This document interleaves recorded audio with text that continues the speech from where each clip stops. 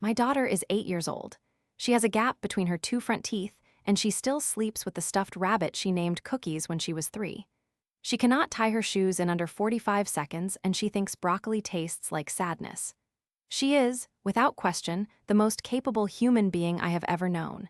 And when my mother called her useless at a family dinner in front of 7 people, my daughter did not cry. She did not yell. She walked to her room with a calm that honestly made me stop breathing, and she came back with a folder. What happened after that is the reason the police arrived. Some people in my family still think I went too far. After everything you are about to hear, I genuinely want to know what you think. Let me back up, because none of this started at that dinner table. The folder my daughter brought back to that room contained 12 months of handwritten love notes from her great-grandmother, my mother's own mother, a woman named Dolores Vega, who passed away 14 months before that dinner. Every note called my daughter the most precious gift. Every note was addressed in Dolores' careful, looping handwriting on pale yellow paper that smelled faintly of the lavender sachets she kept in every drawer of her house. My daughter had been collecting them, quietly, in a green folder she kept under her mattress. When the police arrived that evening, those notes were still spread across the dining room table. My mother had not moved a single one, but I am getting ahead of myself. To understand what that folder meant and why the police were there, you need to understand who my mother is, who I am, and what the last 3 years of my life actually looked like behind the version she was allowed to see. My name is Nora Scott. I am 39 years old. I have one daughter, Lily, who is 8. Her father, my ex-husband, is not part of this story in any meaningful way except to say that when our marriage ended 5 years ago, he left and I stayed. And staying meant rebuilding from a position that my mother found both pitiable and convenient. Pitiable because I was a divorced woman in my 30s with a daughter and a mortgage I could barely afford at the time. Convenient because it confirmed everything she had ever believed about my judgment. My mother's name is Renata Scott. She is 64 years old. She is the kind of woman who sends thank you notes within 48 hours of receiving a gift and considers this evidence of her moral superiority. She has strong opinions about school districts, credit scores, and the correct way to load a dishwasher. She loves Lily, or she did love Lily, in the way that some people love things they believe belong to them. Her love came with conditions attached that she never bothered to announce because she assumed they were understood. My father passed away when I was 26. After that, my mother and her mother, Dolores, formed the kind of bond that sometimes grows between women when the man who connected them is suddenly gone. Dolores was my grandmother, my mother's mother, and she was the warmest person I have ever known. She had no interest in hierarchy or judgment. She wrote letters, not texts, not emails, letters and notes by hand to everyone she loved. When Lily was born, Dolores started writing to her immediately, as if Lily could already read, as if the act of writing to her was the point regardless of comprehension. By the time Lily was old enough to understand what the notes said, she was already in love with receiving them. She kept every single one. Dolores died 18 months ago.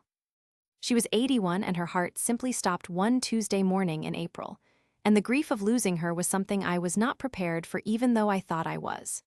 She left behind a small house in Riverside, a collection of hand-painted ceramic dishes, and a will that her attorney, a man named Howard Blum, had prepared and updated twice in the 3 years before her death. I know about those updates because Dolores told me about them herself, over the phone, in the careful way she had of making sure the people she loved understood what she wanted. She did not tell my mother she had told me. That distinction mattered more than I knew at the time. The first update was made in February 3 years before she died, shortly after my divorce was finalized. The second update was made 11 months before she passed. Howard Blum's office contacted me 6 weeks after Dolores died, and what they told me I did not share with my mother. Not then, not at the funeral. Not at the dinners that followed over the following months where my mother would press her lips together whenever my name came up in conversation about Dolores' house and say, with the confidence of someone who had already decided the outcome, that she was handling everything. She was not handling everything, but I did not correct her. I called Howard Blum's office instead, and I waited. This is the part my mother never understood about me. I do not argue in real time. I prepare. I have always been this way. My ex-husband used to say it made me cold. My closest friend, a woman named Camille Ose, who has known me since college, says it makes me the only person she would want in her corner during an actual crisis. The difference in perspective depends entirely on which side of the preparation you are standing on. I work in real estate, commercial specifically, and I have been doing it long enough that I no longer need to explain myself to people who underestimate what the work involves. My mother believed, for the entirety of my career, that I was doing something adjacent to showing houses to young couples on weekends. She pictured, I think, some version of a woman with a clipboard and a cheerful smile who waited for phone calls. She had made comments over the years. At a Christmas gathering when Lily was 4, my mother's closest friend, a woman named June Harbor whose son was in banking, asked me what I was working on. Before I could answer, my mother said, very smoothly, that I was still getting back on my feet since the divorce. I had closed a contract on a commercial property in Ontario, California, worth $180,000 in commission 2 weeks before that gathering. I smiled at June and said I was doing well, and later that night I texted my financial advisor, a man named Dale Okonkwo at a firm in Irvine, and asked him to increase my quarterly contribution to Lily's college fund. I did not correct my mother. I advanced. There was a day, about 2 years after the divorce, when my mother came to visit my apartment unannounced. This was before I bought the house. I was on a call with a development group out of San Diego when she knocked, and I answered the door with my phone still at my ear, holding up one finger. She walked in and looked around the apartment in the way she had of cataloging everything silently. And when I finished the call, she sat down at my kitchen table and told me, in the tone she used for advice she considered generous, that I should think about getting into property management. Something stable, she said. Something where you are not dependent on deals closing. I had been averaging 4 deals a year for the previous 3 years. I told her property management was an interesting thought and made her a cup of coffee. That afternoon, I called Dale and asked him to open a separate investment account I had been considering for 6 months. I named it in Lily's interest and designated it as restricted until she turned 25, with me as sole trustee. My mother was not named anywhere on that account. Not because I was hiding it, because she was irrelevant to it. The pattern is important to understand because it explains why I did not react the first time my mother made a comment about Lily's intelligence. Lily is bright. She is also, at 8, a child who has large feelings and imperfect focus and a tendency to rush through things she finds boring. She spills things with a frequency that suggests genuine indifference to the laws of gravity. At dinner, she talks with her hands. She is not, by any metric I can identify, useless. But my mother had begun, in the year after Dollars died, to apply to Lily the same measured disappointment she had always applied to me. I noticed it starting around the time the estate questions came up more openly. My mother would correct Lily's table manners with a precision that went slightly past instruction into something else. She would compare Lily to the children of family friends in ways that had an edge. Once, when Lily showed her a drawing she had made at school, a horse with what I thought was excellent movement in the legs, my mother had looked at it for a moment and said the proportions were a little off. Lily was 7. She looked down at the drawing and then put it in her backpack and did not take it out again that afternoon. I noticed. I did not say anything to my mother in that moment, because Lily was present and I did not want the correction of my mother's correction to become its own event that Lily had to carry. But I held it. I held all of it in the specific way I had learned to hold things, which is to say I documented it in my own mind with dates and details, and I waited. 3 months before the dinner where everything finally broke open, I had a meeting with my own attorney. Not Howard Blum, who handled Dollars' estate. My attorney is a woman named Yolanda Ferris, and I had been working with her on a separate matter related to the estate that I am not able to detail fully here, except to say that a trust document existed, that Dollars had been specific about her intentions, and that my mother had, over the previous 8 months, been operating under assumptions about that trust that were not consistent with its actual contents. Yolanda had advised me, in our first meeting in January of that year, to say nothing until we were ready. I said nothing. I went to my mother's dinners. I watched my mother look at Lily with that fine-edged disappointment. I held it. The college fund for Lily, through Dale's management, had grown steadily. By the time of that dinner in September, it held $65,000. My investment account, the restricted one I had opened 2 years earlier, held an additional amount that I will not specify here, except that it made me feel, when I thought about it, as though the ground beneath my feet was solid in a way it had not been 5 years ago when I was signing divorce papers at a table with my hands not quite steady. I had built that solidity in quiet on purpose, while my mother told people I was getting back on my feet. I had an appointment with Yolanda 12 days before the September dinner. We went over the timeline. We went over the trust documents, which I had reviewed in full and understood completely by that point. She told me the situation was clean, that the documentation was unambiguous, and that when the moment came, we were ready to file. She also told me something else at the end of that meeting, something she said almost as an aside as I was putting my coat on. She said that sometimes, with families like mine, the moment comes from a direction you are not expecting. Not a legal proceeding, not a formal confrontation. Sometimes, she said, it comes from a dinner table. I thought about that when I drove home. I thought about the green folder under Lily's mattress, which I had known about for 4 months. Lily had shown it to me one evening when she could not sleep, pulling it out with the careful pride of someone guarding something precious.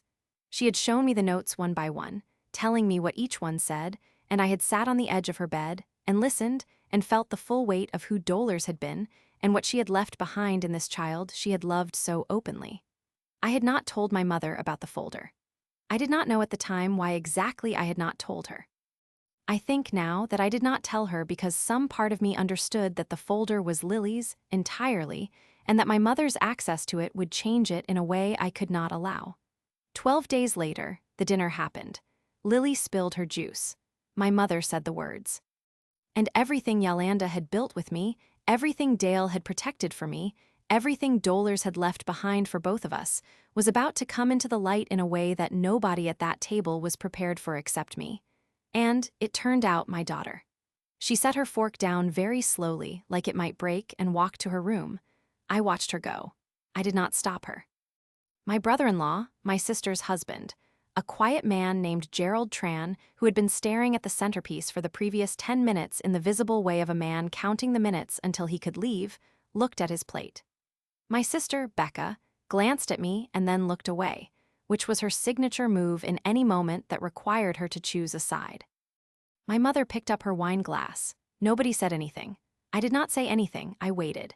And when Lily came back through that doorway with the green folder held against her chest like something she was protecting, I felt, in the very specific place behind my sternum where I carry things that matter, something loosen, not break, not crack.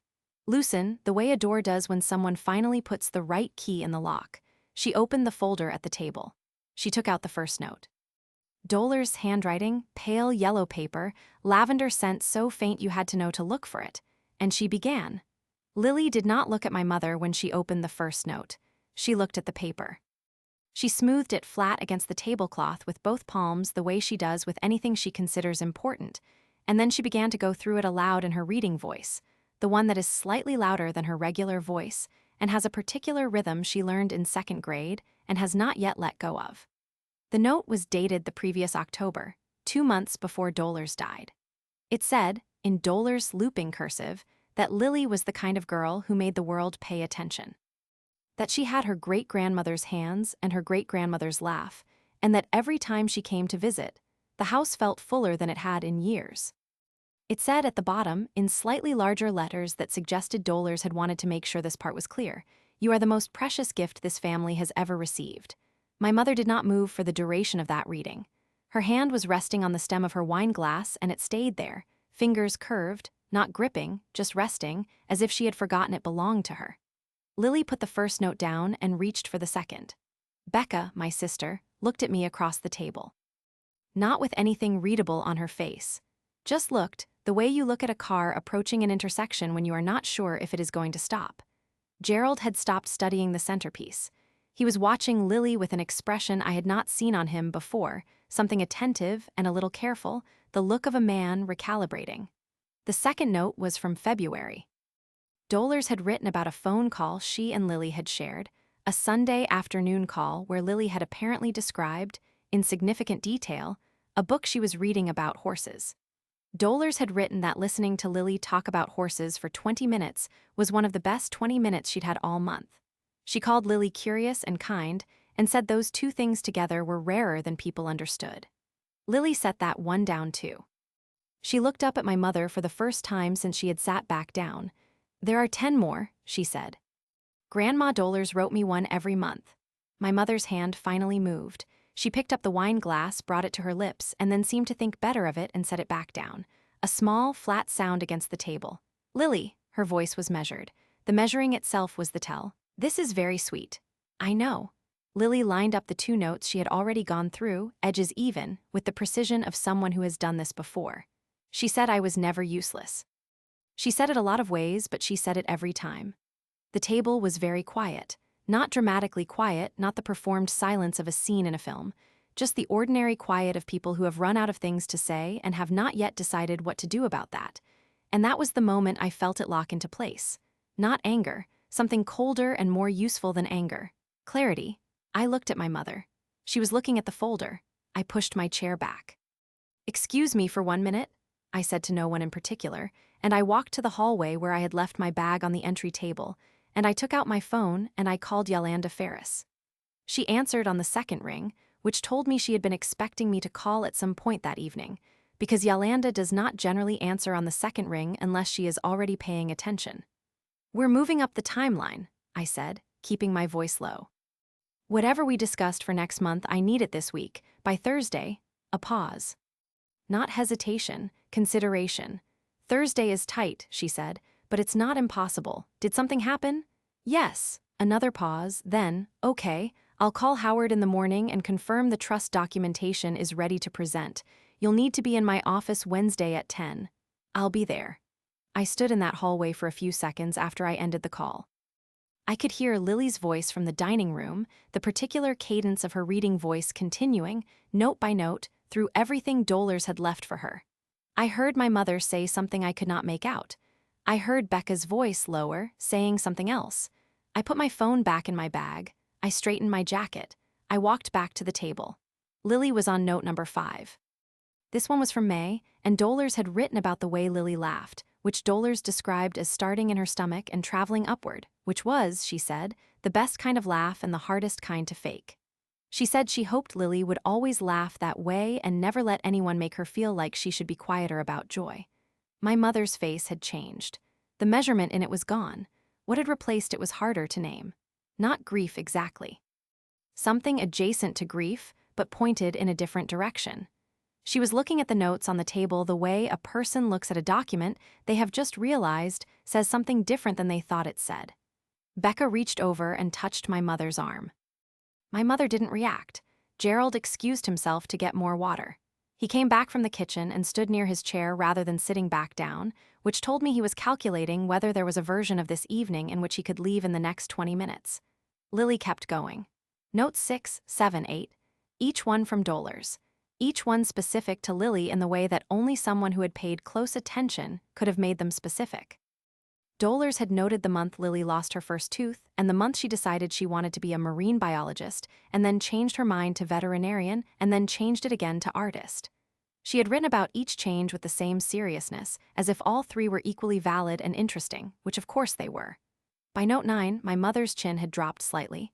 Not dramatically, slightly, as if the muscles holding it up had simply gotten tired. "Lily," she said. Her voice came out wrong, too thin for the word.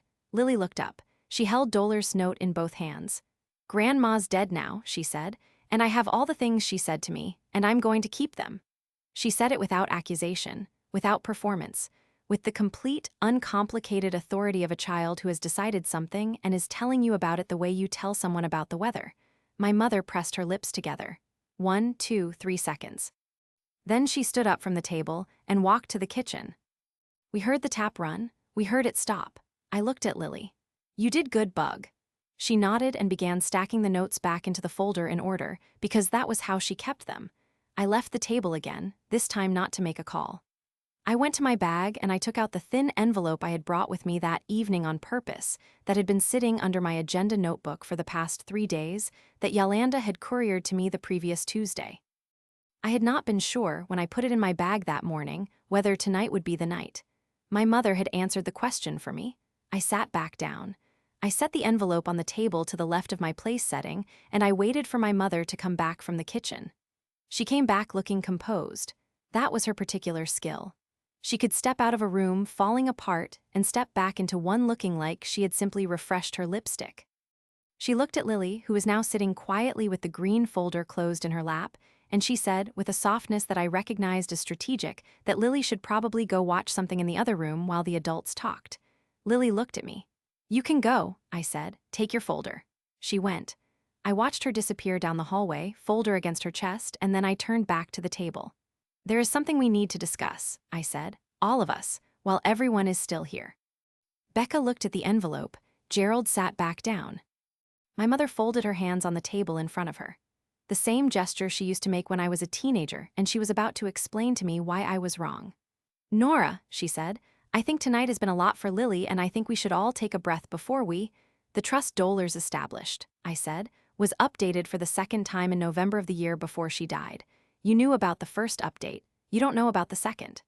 The folded hands went very still. "Howard Blum has been holding the documentation," I continued. "I met with my own attorney, Yolanda Ferris, for the first time in January of this year. By that point, I had already reviewed the trust in full. I've had 8 months to prepare for this conversation." My mother unfolded her hands. She picked up a dessert spoon that was sitting at the edge of her place setting and set it down again in a different spot, as if repositioning it mattered. "The trust names Lily as primary beneficiary," I said, "specifically and by name, and it names me as sole trustee until Lily turns 25. Dollars told me." My mother stopped. "What did she tell you?" Her mouth tightened. "She told you that everything would be handled fairly," I said. "It wasn't a question. She told you that the family would be taken care of. That is true. And it happened the way she chose, which is what the legal documents reflect." Becca was sitting very upright. Her arms were crossed, but not aggressively. She looked like a person who has just understood that the building she is in has a different floor plan than she thought. "The house in Riverside," my mother said finally, the thinness in her voice again, but harder this time, with something underneath it, "was part of the estate." Dollars said, "I know what you understood her to mean." I kept my voice level. This part I had rehearsed, not because I was going to be cruel, but because I could not afford to be sloppy. "And I think you genuinely believed that. I don't think you invented it. I think Dollars was gentle with you about what she intended, because she was always gentle, and you filled in the gaps the way you wanted them filled. That house has been in the family it's in the trust." I put my hand on the envelope, not opening it yet. "It was in the trust before you began telling people it was yours to manage." My mother looked at the envelope the way you look at something that has just become evidence against you. And that was when the thing happened that I had not fully planned for, the thing that changed the night from a legal conversation into something larger and considerably more complicated. Gerald cleared his throat. He looked at the table. Then he looked at my mother. "Renata," he said, very carefully. "The checks." My mother did not look at him. I went still. "What checks?" I said. It was not a question. The silence after that had a specific texture. Becca unfolded her arms and put both hands flat on the table in front of her, the way a person does when they want to demonstrate they are not holding anything and had nothing to do with whatever is about to be disclosed. Gerald looked at my mother again. She still wasn't looking at him. She was looking somewhere between the centerpiece and the far wall, at a point in the middle distance that contained nothing helpful. "Gerald," I said, "what checks?" He pressed his lips together. Looked at Becca, who had closed her eyes for a moment, then back at the table. "There were disbursements," he said, "over the last several months from the estate account before the trust was formally closed." I set my hand down flat on the envelope and I kept it there. My heartbeat was very loud. I breathed through it. "How many disbursements?" "I don't know the exact number. I found out about it 3 weeks ago. I told Becca." He paused. "I said we needed to tell you." I looked at Becca. Her eyes were still closed. "Rebecca." My voice came out quieter than I intended, which was actually more effective. She opened her eyes. "I told Mom we needed to talk to you," she said. "I told her more than once." "You told me what exactly?" "That it wasn't right, that the estate wasn't closed yet and she shouldn't be," I told her. My mother's voice, when it came, was so controlled it was almost impressive. I was protecting the family's interests. The estate was in a period of transition and there were expenses. "The estate," I said, "was under the jurisdiction of a trustee. That trustee is me. Any disbursements required my authorization. Did you have my authorization?" She picked up the spoon again. "Set it down." "No," she said. I picked up the envelope. I opened it. Inside was a single sheet with Yolanda's firm header at the top and 2 paragraphs of very clean, very specific language, and a figure, written out, that corresponded to the amount Howard Blum's office had flagged as unaccounted for in the estate account as of 3 weeks prior. I had not known, when I walked into that dinner, that Gerald would confirm the source. I had been prepared to raise it myself, more carefully. It turned out I did not need to be as careful as I had planned. I put the document on the table and I turned it so it faced my mother. She looked at it. 2 seconds. The color moved out of her face slowly, starting at the jaw, traveling upward, not dramatically but definitively, like a tide going out at a pace you can actually observe if you're watching. That is the amount currently unaccounted for, I said. Howard's office flagged it when they were doing the final audit before trust closure. Yolanda has been working with Howard for the past 6 weeks. This is not a surprise to anyone in the legal process. It was a surprise to me. Her hand went to the necklace she was wearing, a delicate gold chain that had been her mother's. She touched it once and then made herself stop. "Nora," she said, "I can explain." "There's more," I said. She stopped. I did not want to do this part. I want to be precise about that, because it would be easy to tell this story as if I was enjoying it, and I was not. I was sitting across from my mother in a house I had eaten in 100 times, with a dessert fork and a wine glass and the ghost of every dinner that had ever happened there surrounding us, and I was dismantling something, and I understood that once it was dismantled it would not go back together the same way. That is not a pleasant thing to understand. But I had a child who was down the hall with a folder of her great-grandmother's letters, and my great-grandmother had made me trustee for a reason, and the money that was missing had belonged to Lily. I reached into my bag and I took out my phone. I opened the email Howard's paralegal had sent me 6 days earlier, the one I had been waiting to verify before I brought it to any formal proceeding. I turned the phone to face her. "This is the disbursement log from the estate account," I said. 11 withdrawals over 7 months. The first one happened 8 days after the trust was signed. 8 days. Becca made a sound that was not quite a word. Gerald looked at the ceiling briefly and then brought his gaze back down to the table, where it stayed. My mother looked at the phone. Then she looked at her daughter, which was me, and something shifted in her face in a way that I had never seen before. Not the careful composure, not the measuring. Something underneath all of that older that looked, if I was honest, like fear. "I didn't think," she started.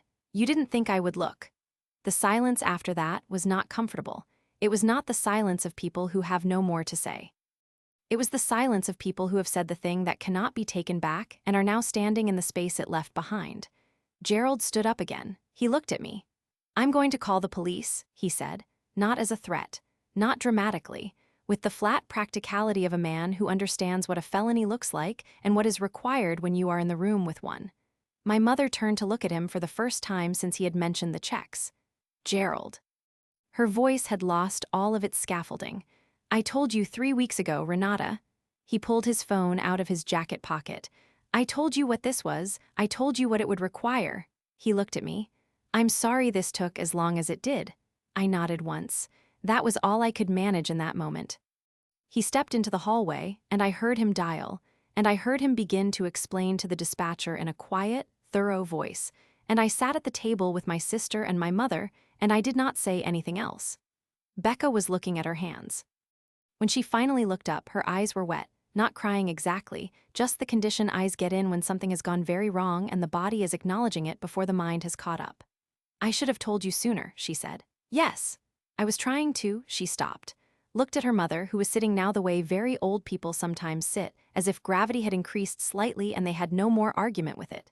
"I don't know what I was trying to do." "I know," I said, because I did. The police arrived 14 minutes later.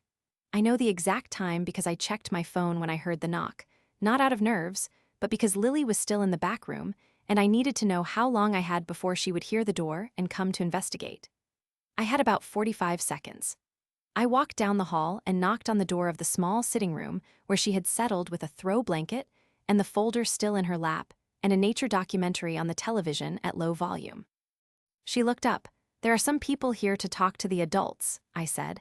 "I need you to stay in here a little while longer with the volume up, okay? Then we're going to drive home." She looked at me the way children look at you when they know you are summarizing, and she accepted the summary because she trusted me. "Okay," she said. Can I have a snack? I went to the kitchen and made her a bowl of crackers with peanut butter, bypassing the front hallway where two officers were speaking with Gerald, and I brought it back and set it on the side table, and I kissed the top of her head, and I went back out to do what needed doing. The officers spoke with my mother for 45 minutes. They spoke with me for 20. They spoke with Becca and Gerald briefly. By the end of that conversation, a formal report had been filed. Howard Blum had been notified to expect contact from the investigating officer, and my mother understood, with the specific clarity that uniformed authority provides, that what she had done to the estate account was not a family misunderstanding. It was a financial crime. The word the officer used was misappropriation. The word Yolanda used, when I called her from the driveway afterward, was embezzlement. Yolanda's word was accurate. My mother was not arrested that night. I want to be clear about this because it matters to what came after. The officers assessed the situation, took the documentation I provided, and opened an active investigation. Whether or not charges would be filed was going to depend on what that investigation found, but the report existed. The case number existed. The record of what had been taken existed, and it was no longer something that could be handled quietly within the family. I drove Lily home just after 9 o'clock. She fell asleep in the backseat 20 minutes into the drive, the green folder tucked under her arm. I drove with both hands on the wheel and the radio off, and I thought about Dollars writing those notes every month, steady and specific and loving, in her careful cursive, on yellow paper, and mailing them to a child who kept every single one. I thought about what Dollars had understood about Lily that my mother had been unable to see. I thought about the fact that Dollars had made me trustee, not because she doubted my mother's love, but because she understood my mother's limits. She had known, somewhere in the calm practical wisdom she carried quietly into every room, that love without accountability is not the same as protection. I thought about the conversation I would have to have with Lily eventually, not that night but eventually, about what had happened to the estate and why there were police and what it meant for our family going forward. I was not looking forward to that conversation, but I was not afraid of it either. The formal investigation took 4 months. In the end, my mother was charged with 1 count of breach of fiduciary duty and 2 counts of theft by embezzlement in relation to the estate disbursements. The total amount taken was $94,000 across those 11 withdrawals. The charges were not dropped and the case did not go to trial because my mother's attorney, a man she retained in November, negotiated a settlement agreement that required full restitution to the trust, a formal apology entered into the legal record, and 3 years of supervised financial probation. She did not go to prison. Given her age and the negotiated agreement, and the fact that full restitution was made, the court determined that probation and restitution were proportional consequences. I agreed to that outcome, not easily, but I agreed. The $94,000 was returned to the trust by the end of March the following year. Every cent of it was documented, verified by Howard Blum's office, and deposited into the account that Dollars had established for Lily. It now sits alongside the $65,000 I built for Lily through Dale's management, in a combined trust that Lily will access when she is 25, administered by me until then. The house in Riverside was formally transferred into trust inventory, as Dollars had intended. I have not yet decided what to do with it long term. For now, it is maintained and quiet, and the ceramic dishes Dollars hand-painted are still in the cabinets where she kept them. My mother moved out of the family home she had been living in for 11 years and took an apartment in a complex about 20 minutes away. She is there now, as far as I know. We do not speak regularly. We have had 2 phone calls in the 14 months since the dinner, both brief, both initiated by her, both cordial in the stripped-down way that conversations are cordial when everything underneath them has been said already and neither person is pretending anymore. She has not asked to see Lily. I have not prevented it. Those 2 facts can coexist. Becca and I have had harder conversations than we have ever had before, which has made our relationship more honest than it has ever been. She came to my house in January with a bottle of wine she did not have to bring, and she sat at my kitchen table, and she said, in full sentences without redirection, that she had known something was wrong with the estate situation for longer than she admitted, and that she had chosen not to act because she had not wanted to be the one to start it. She said she was sorry. I believed her. We are not back to normal, because normal was the version of things where Becca stayed in the middle and I absorbed the cost of that position. What we have now is something more functional and less comfortable, which I think is the honest version of a sisterhood rather than the decorative one.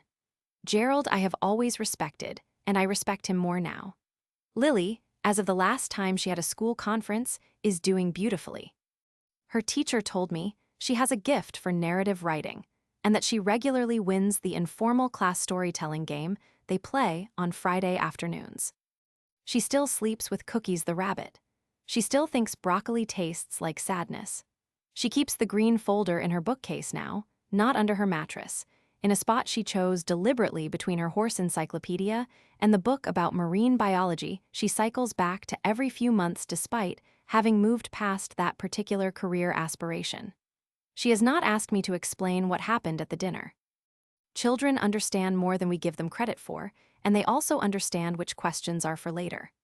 One evening in February, she climbed onto the couch beside me and said, while looking at the television and not at me, that she missed Grandma Dollars. I told her I did too. She leaned her head against my arm, and we watched the nature documentary she had chosen, and neither of us said anything else about it, and it was enough. I don't hate my mother. I want to be clear about that, because the story I've told you could read as the story of a woman who spent years building toward the destruction of someone who underestimated her, and that is not exactly what it was. What it was is the story of a woman who built something solid and quiet, who protected her child in the only way she knew how to, and who, when the moment came, did not flinch. The fact that my mother was the thing that needed to be faced does not make her a monster in my understanding of her. It makes her a person who made choices and then had to live with what those choices cost her. What I know for certain, and what I think about on the occasional evening when the house is quiet and Lily is asleep, and I am sitting at the kitchen table with a cup of tea going cold, is this: Dollars knew. She knew what she was doing when she made those updates. She knew who she was giving what to, and she knew what it would require of me. She wrote those notes to Lily every month for a year, steady and loving and specific, and she made me trustee, and she let the rest of it unfold exactly as she trusted it would. She was the most capable person in the room even after she left it. The most precious gift she had written every single time. She was right. So tell me, did I go too far, or not nearly far enough? I genuinely want to know what you think.